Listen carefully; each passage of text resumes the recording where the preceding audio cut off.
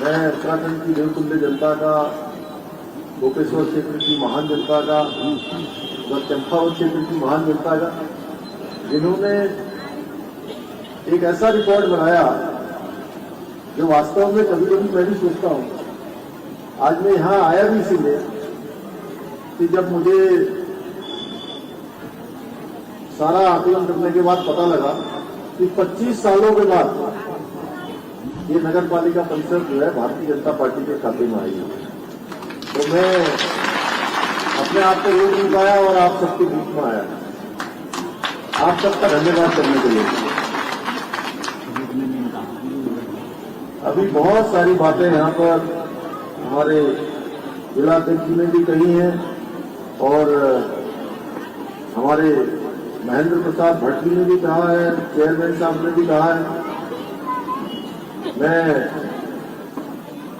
आप सबका धन्यवाद करते हुए ये कहना चाहता हूं कि हम लोग पूरे उत्तराखंड में माननीय प्रधानमंत्री मोदी जी के नेतृत्व में लगातार हर क्षेत्रों में काम कर रहे हैं, चाहे वो आज नगर पालिकाओं का क्षेत्र हो, चाहे वो पर्यटन का क्षेत्र हो, चाहे वो उद्यान बागवानी का क्षेत्र हो, चिकित्सा शिक्षा का क्षेत्र हो।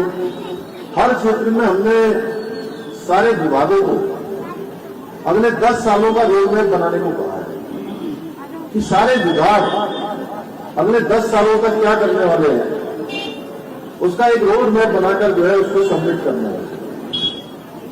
इस आधार पर हम काम कर रहे हैं कि 2025 में जब हमारे राज्य का राज्य स्थापना दिवस मनाया जा रहा होगा, उस समय जब हम 25 साल के होंगे, सिल्वर जुबली मनाया जा रहा होगा, रजत जयंती वर्ष मनाया जा रहा होगा, उस समय के लिए सारे विभाग अभी से वो क्या क्या करने वाले हैं, किस प्रकार की वो योजना करने वाले हैं, किस प्रकार के काम करने वाले हैं और कितने काम कब तक पूरे करने वाले हैं, उसको लेकर सारे विभागों को हमने कहा है और उसके लिए लगातार हम कार्यक्रम चला रहे हैं कि 2032 में जब हम 25 साल के होंगे, माननीय प्रधानमंत्री जी की कल्पना अनुसार कि हम हिंदुस्तान के उस समय श्रेष्ठ राज्यों में से एक राज्य हैं, हमारा हर क्षेत्र में एक आदर्श हो, हमारे हर क्षेत्रों में काम हो,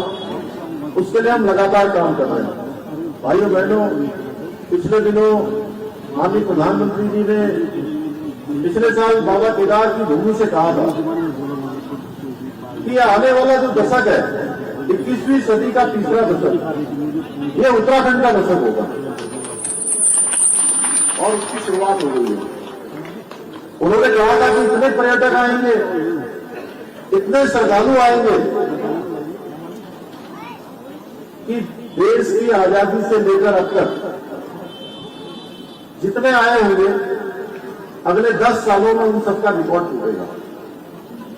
और उसकी उन्होंने वहां 5 नवंबर 2021 को उन्होंने उसकी घोषणा करी। उनके मुखार बिंदु से सद्गुरु बाबा केदार की भूमि पर निकले और इस साल जो शब्द उनके मुंह से निकले थे वो साक्षात सत्य की ओर चले गए। इस बार की यात्रा में जो हमारी यात्रा चल रही है, इस यात्रा में अभी तक लगभग 1 महीना 8 तारीख से बाबा हमारे बड़ी विशाल के दरबार उनका कपाट खुले थे और आज 20 तारीख हो रही है। लगभग 1 महीना और 12 दिन, इसमें 23 लाख से भी ज्यादा श्रद्धालु चारों धामों में अभी तक दर्शन कर चुके हैं। और शुरू में जब यात्रा चली थी तो यात्रा को नियंत्रित करना, व्यवस्थित करना हम लोगों के लिए एक बड़ी चुनौती थी। हमारे सामने एक बड़ा टास्क था और मैं सच बताऊं तो एक दिन तो जिस दिन 6 तारीख को केदारनाथ के कपाट खुलने वाले थे, उस दिन वहां 22,000 से भी ज्यादा लोग पहुंच गए और रात्रि को जब 12 बजे पता किया तो 15,000 16,000 की कैपेसिटी अधिकतम है वहां पर, क्योंकि छत के नीचे आ सकते हैं। और 22-23 हजार लोग वहां पहुंच गए। इसी तरीके से रात को उनको छतों के नीचे लाया गया, व्यवस्थित किया गया। और इन सब चीजों को देखते हुए जब बहुत ज्यादा संख्या हो गई तो रजिस्ट्रेशन की व्यवस्था को प्रारंभ किया है और अब धीरे धीरे सारी व्यवस्थाएं एक व्यवस्था की ओर जा रही है, व्यवस्था बन रही है। आप सब लोगों ने यात्रा को सुव्यवस्थित तरीके से चलाने के लिए सभी ने अपना सहयोग प्रदान किया है, क्योंकि ये यात्रा हर साल बढ़नी है, आने वाले सालों में और बढ़नी है। आज अगर 1 महीने 10 दिन में 12 दिन में हमारे यहाँ 23 लाख यात्री पहुंच रहे हैं, आने वाले समय में और रिकॉर्ड टूटने वाला है। अभी मैं आपको बताऊं कि कुछ दिनों के बाद देहरादून से दिल्ली जाने वाला जो सड़क है, देहरादून से हम दिल्ली जाते हैं तो केवल मात्र 2 घंटे में वो दूरी पूरी करी जाएगी। एलिवेटेड रोड के लिए 12,000 करोड़ रुपया वहां का सीधी हो गया है। तो आप सोचिए कि जो दिल्ली से देहरादून आएगा, ऋषिकेश आएगा और ऋषिकेश से भुवनेश्वर आएगा, चमोली आएगा, बद्रीनाथ जाएगा, या हमारे चारों धामों की यात्रा पर जाएगा, हेमकुंड साहब जाएगा, अन्य स्थानों पर जाएगा, तो एकदम से हमारे ऊपर आने वाले समय में और हमारी चुनौती बढ़ने वाली है। इसलिए मैं सभी लोगों से हमने अनुरोध किया है, जो भी यात्रा मार्गों से जुड़े हुए लोग हैं, पिछले साल यात्रा चल नहीं पाई, उससे पहले साल की यात्रा नहीं चल पाई, और पिछले साल यात्रा चलाने के लिए हमने बहुत मशक्कत करनी पड़ी थी। पहले हमने उच्च न्यायालय में अपनी याचिका लगाई थी, उसके बाद उन्होंने उसको याचिका को सुप्रीम कोर्ट ट्रांसफर कर दिया। लंबे समय तक सुनवाई नहीं हुई। हम लगातार उसके लिए प्रयास करते रहे। बहुत प्रयास करने के बाद जब कोरोना महामारी कुछ कम हो गई तो सुप्रीम कोर्ट ने फिर से उसको वापस हाई कोर्ट में भेज दिया, उच्चतम न्यायालय से उच्च न्यायालय में भेज दिया। और फिर हमने कहा कि अब महामारी कुछ कंट्रोल में आ गई है और ये यात्रा से हमारे जो यात्रा चलती है हमारी 6 महीने, इस यात्रा से पूरे साल भर का काम चलता है। हमारी आजीविका से जुड़ी हुई है यात्रा। पूरे इस क्षेत्र का आगे को बढ़ाने के लिए यात्रा बहुत जरूरी है, अन्यथा लोग आजीविका विहीन हो जाएंगे, उनका काम धंधा पूरी तरह से बंद हो जाएगा। फिर न्यायालय ने 1 महीने के लिए यात्रा को चालू किया तो फिर वो थोड़ी थोड़ी कैपेसिटी में चालू कर दिया, 500, 800, 1200। हम फिर से न्यायालय में गए और फिर से जब न्यायालय में गए तो फिर यात्रा खुली, कुछ दिनों तक यात्रा चली। भाइयों बहनों, इस बार जब यात्रा खुली थी तो 2 सालों का एक बड़ा दबाव भी था, और दबाव के साथ साथ अब जो धीरे धीरे रोड अच्छी हो गई है, हवाई जहाज की सुविधा हो गई है, तमाम प्रकार से जो काम चल रहे हैं, उसके कारण से आप तय मानिए कि आने वाले समय में ये यात्रा हमारी हर साल बढ़ रही है। हर साल यात्रा बढ़ेगी और हर साल हमारे सब लोगों को यहाँ पर उनकी जो आमदनी होगी वो भी बढ़ेगी। लेकिन उसके लिए हम लोगों को कुछ चीजों पर ध्यान भी देना होगा। जैसा अभी भाई रघुवीर जी ने यहाँ पर एक लंबी सारी यहाँ पार्किंग की, पुष्पा जी ने एक लंबी लिस्ट यहाँ पर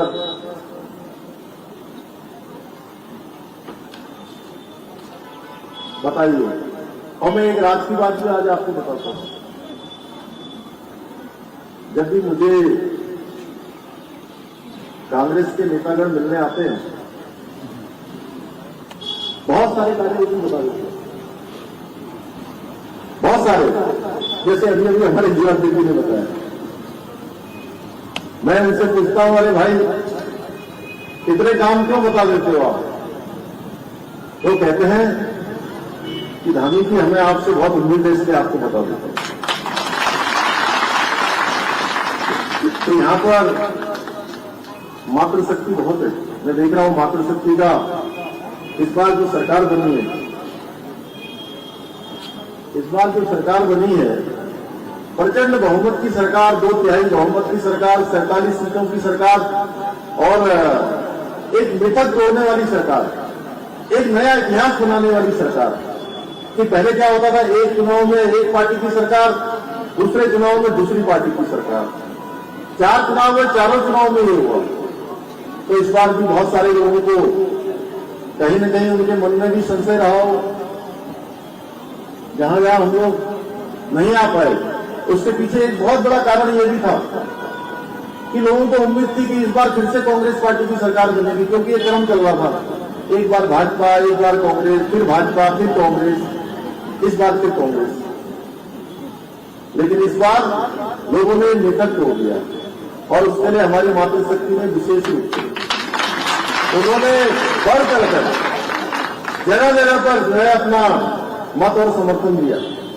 मैं मातृशक्ति को प्रणाम करता हूं, नमन करता हूं, उनका धन्यवाद करता हूं कि उन्होंने हमारे देश के यशस्वी प्रधानमंत्री मोदी जी, जिन्होंने आज समाज के अंतिम छोर में खड़े हुए व्यक्ति के लिए लगातार योजनाओं को देने का काम किया है।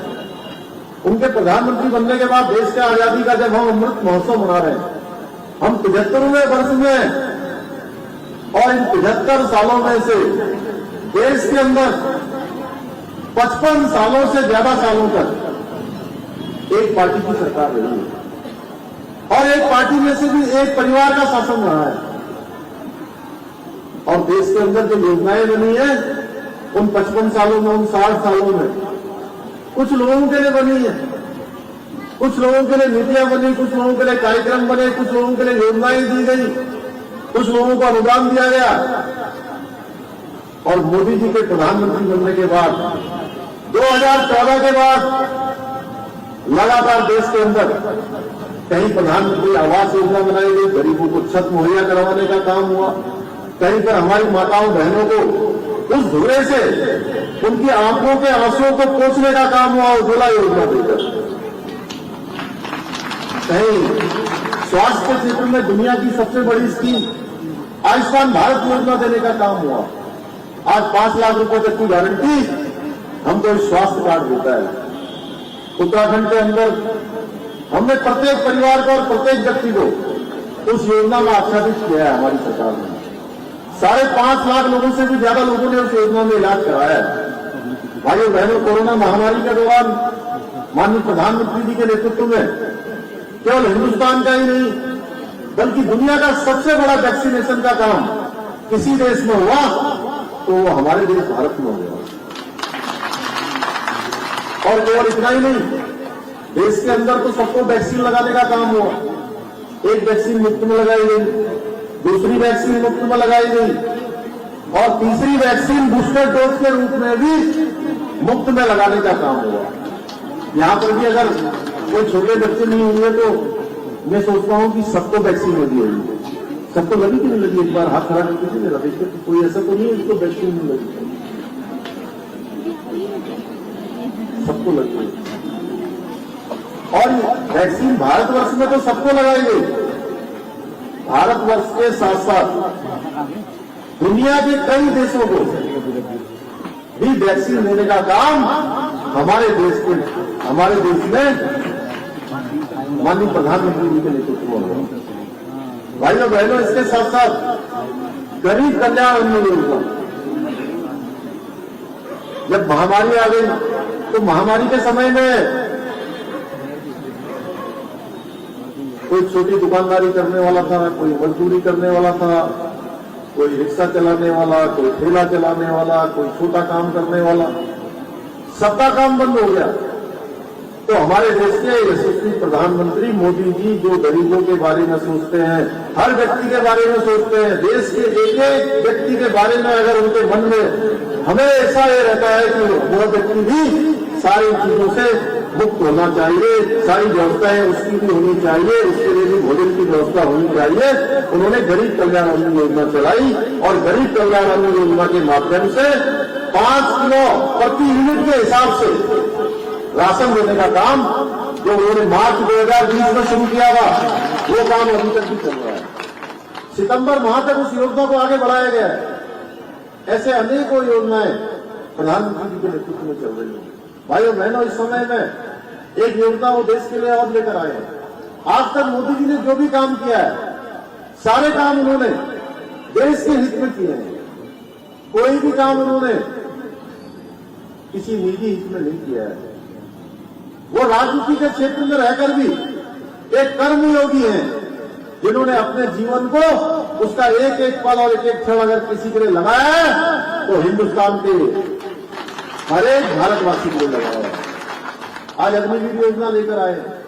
उस योजना में 25% जो अग्निवीर होंगे वो लगातार सेना की सेवा करते रहेंगे, और जो रह जाएंगे 4 साल बाद उनको एक पैकेज भी मिलने वाला है। पैकेज के साथ साथ उन लोगों को विभिन्न प्रकार के, जैसे हमारे एसएसबी है, आईटीबीपी है, बीएसएफ है, सीआरपीएफ है, सीआईएसएफ है, ऐसे जो केंद्रीय सुरक्षा बल है, उन सुरक्षा बलों में उनकी भर्ती का प्रावधान किया गया है। सीधे सीधे उनके लिए कई योजनाएं बनाई गई है। हमने भी उत्तराखंड में कहा है कि उत्तराखंड की पुलिस होगी, उत्तराखंड की 4 धाम यात्रा की व्यवस्था होगी, उत्तराखंड का आपदा प्रबंधन विभाग होगा, या हमारे अनेकों विभाग, हम उनके लिए यहां भी प्रावधान करने वाले हैं। सभी विभागों में हम प्रावधान करने वाले हैं। आज कुछ लोग उन नौजवानों को गलत दिशा में ले जाने का भी काम कर रहे हैं। आज उनके कैरियर के साथ खेलने का काम कर रहे हैं। कुछ लोगों का काम इस देश के अंदर यह है कि वो केवल और केवल विरोध के लिए विरोध करते हैं, केवल विरोध के लिए विरोध करते हैं। बहुत सारे नौजवानों का इंटरव्यू देखा गया, किसी की उम्र 25 साल हो गई, किसी की उम्र 26 साल हो गई, जो अग्निवीर योजना थी जिसका लेना देना नहीं है, लेकिन ऐसे लोग भी कहीं किसी का वाहन जलाने का काम कर रहे हैं, कहीं किसी की चाबी निकालने का काम कर रहे हैं, आगजनी और उपद्रव का काम कर रहे हैं। कुछ लोग केवल मोदी जी की योजनाओं का विरोध करते हैं, जिन्होंने अपने सरकारों में रहते हुए कभी देश के लिए नहीं सोचा, हमेशा देश के सामने अपने स्वार्थों के लिए, अपने हितों के लिए देश के साथ समझौतों पर समझौते किए। आज वो लोग नौजवान युवाओं को आगे करके अपनी ढाल बनाकर राजनीति का खेल खेल रहे हैं। उत्तराखंड के लोग राष्ट्रवादी हैं। मैं यहां आने से पहले आज मेरे को आधा घंटे का विलंब हुआ। मैंने पूरे उत्तराखंड के हमारे वीर सैनिक, जिन्होंने शौर्य पराक्रम और साहस का परिचय सेना में रहते हुए दिया, 13 के 13 जिलों के लोगों से आज मैंने सबसे संवाद किया था।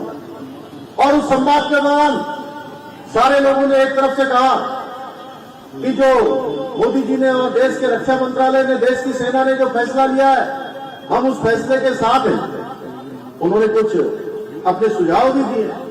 हमने कहा कि उन सारे सुझावों को हम भारत के रक्षा मंत्रालय को भेजेंगे, हम प्रधानमंत्री कार्यालय को भेजेंगे, और जो शंकाएं, जो उनके सुझाव है, जो उसमें अच्छी चीजें हैं, हम उनसे निवेदन करेंगे कि उन सबको शामिल किया जाए। हम उत्तराखंड के लोग हैं जिन्होंने हमेशा राष्ट्रवाद का काम किया है, जिन्होंने हमेशा देश के साथ चलने का काम किया है। देश की सीमाओं की रक्षा के लिए अगर कहीं से सबसे ज्यादा योगदान हुआ है तो हमारी वीर भूमि उत्तराखंड से हुआ है। और उत्तराखंड के लोगों ने, आप छोटा मोटा जहां भी देख रहे होंगे, वो एक पार्टी विशेष के लोग हैं जो विरोध कर रहे हैं, जिनका काम केवल विरोध के लिए विरोध करना है। कहीं पर भी नौजवान युवा हमारे यहाँ के जागरूक है। हम उन नौजवानों के लिए निश्चित रूप से, जैसे मोदी जी आज एक एक देशवासी के लिए सोच रहे हैं, नौजवानों के लिए अगले 1.5 सालों में माननीय प्रधानमंत्री जी ने ये तय किया है कि 10 लाख से ज्यादा नौकरियां निकालने का काम भी भारत की सरकार कर रही है। ऐसे अनेकों कार्य आज मोदी जी के नेतृत्व में हो रहे हैं। उत्तराखंड के अंदर भी हम लोगों ने चुनाव से पहले ये घोषणा की थी कि हम सरकार में आएंगे, नई सरकार बनेगी। उस सरकार के शपथ ग्रहण के बाद हम सबसे पहले उत्तराखंड के अंदर, क्योंकि उत्तराखंड देवभूमि है, उत्तराखंड के अंदर प्रत्येक परिवार से, कोई सेना में, कोई अर्धसैनिक बलों में, ये धर्म, अध्यात्म और संस्कृति का केंद्र है।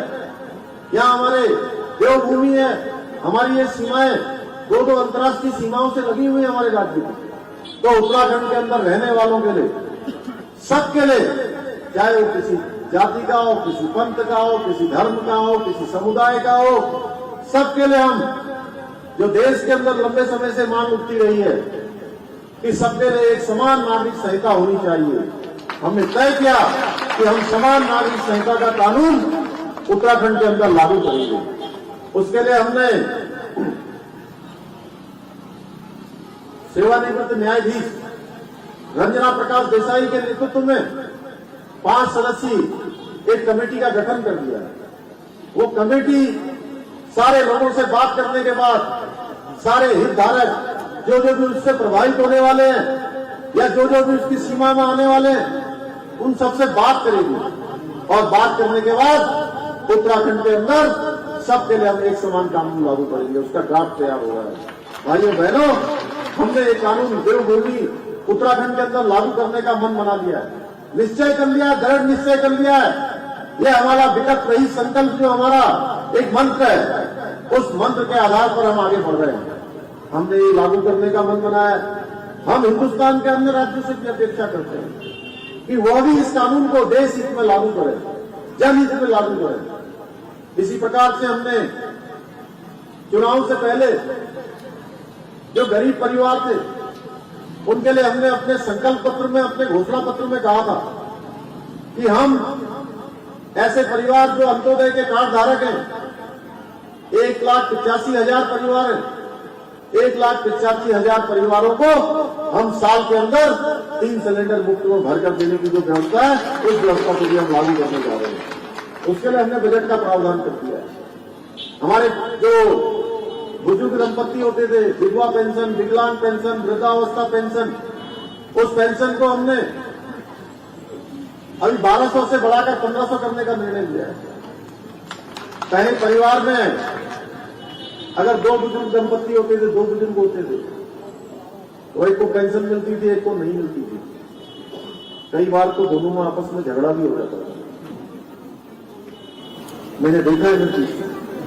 हमने तय किया कि हम अब अपने परिवार के बुजुर्गों के बीच में झगड़ा नहीं होने देंगे और दोनों के लिए हमने पेंशन की व्यवस्था कर दी है।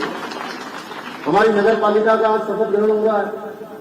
पुष्पा बहन जी हमारी बहुत अनुभवी है, बहुत काम करती है, डाउन टू अर्थ है। हमने नगर पालिकाओं में जो पर्यावरण मित्र थे, उन पर्यावरण मित्रों को भी किसी को 200 रुपया, किसी को 225 रुपया, किसी को 150 रुपया मानदेय मिलता था। हमने तय किया कि अब हम इन पर्यावरण मित्रों को, इन सफाई मित्रों को हम 500 रुपये प्रति दिन का जो है उनको मानदेय देंगे। इसी प्रकार से भ्रष्टाचार जो हमारे यहाँ पर घुन की तरह लग गया है, इस भ्रष्टाचार से उत्तराखंड की मुक्ति होनी है। उत्तराखंड को भ्रष्टाचार मुक्त करना है। उसको लेकर भाइयों बहनों हमने 1064 एक नंबर हमने जो है इसका लॉन्च किया है। कहीं पर भी किन्हीं भी दफ्तरों में अगर कहीं पर भी आपको भ्रष्टाचार लेता हुआ, कोई रिश्वत मांगता हुआ, कोई काम में हिला आवाजी करता हुआ कोई भी पाया जाए तो इस नंबर पर अपना डायल करके सीधे अपनी शिकायत दर्ज करवा सकते हो और शिकायत दर्ज करवाने वाले का नाम नहीं बताया जाएगा, उसको गुप्त रखा जाएगा, लेकिन गुप्त तरीके से वहां पर कार्रवाई होगी। ऐसे कई मामलों में अभी तक कार्रवाई हो चुकी है। भाइयों बहनों, सरलीकरण, समाधान और निस्तारण, ये 3 मंत्रों के आधार पर हमने सरकार चलाने का निर्णय किया है। ये सरकार जनता की सरकार होगी, ये सरकार जनता की सहभागी होगी, जनता की साझेदार होगी। हमने कहा है कि सचिवालय के अंदर एक दिन, सोमवार का दिन अब 9 मीटिंग्स के होगा। उस दिन कोई मीटिंग नहीं होगी। उस दिन केवल जो लोग हमारे वहां अपने कामों के लिए जाते हैं, उनके कामों का निस्तारण होगा, उनकी सुनवाई होगी। इसी प्रकार से हमारे जिले में भी हमने 10 से 12 बजे तक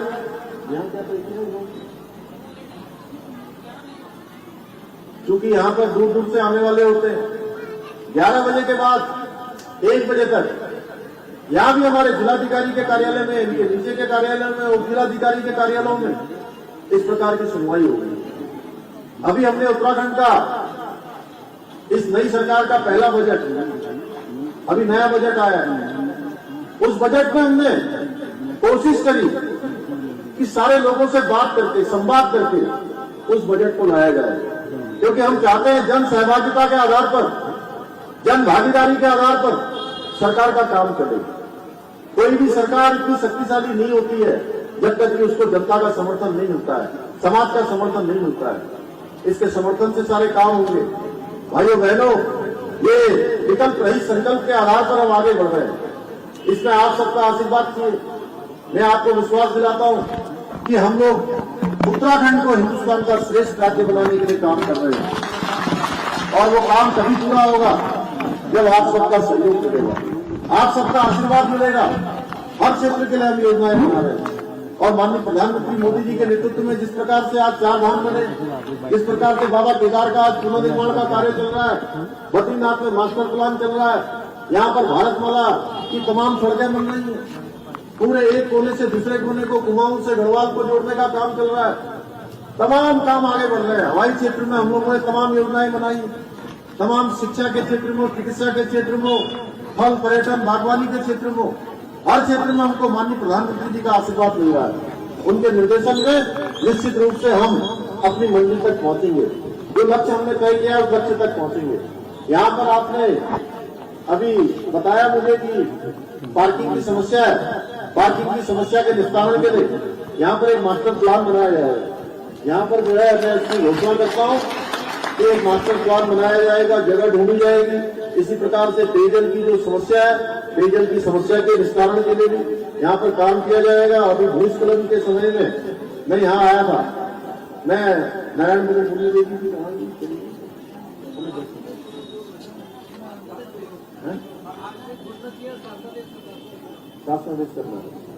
तो आपने बताया कि इन्होंने, क्योंकि वहां में नारायणपुर ब्लॉक में डुमरी गांव गया, डुमरी गांव गया था, मैं खुद वहां पर स्थल पर पहुंचा था। मैंने देखा कि आपदा के समय में हमारे यहाँ प्रत्येक वर्ष बहुत परेशानियों का हमें सामना करना पड़ता है। उसको लेकर मैंने हमारे देश के गृहमंत्री जी से कहा है, उनसे अनुरोध किया है कि एक आपदा प्रबंधन के क्षेत्र में उनके अनुसंधान के लिए एक केंद्र उत्तराखंड के अंदर खोला जाना चाहिए। मैंने उनसे निवेदन किया है कि वो केंद्र आने वाले समय में हमको बहुत सारी चीजों की सूचनाएं देगा, बहुत सारी चीजों पर काम करेगा और जो भी भूस्खलन से संबंधित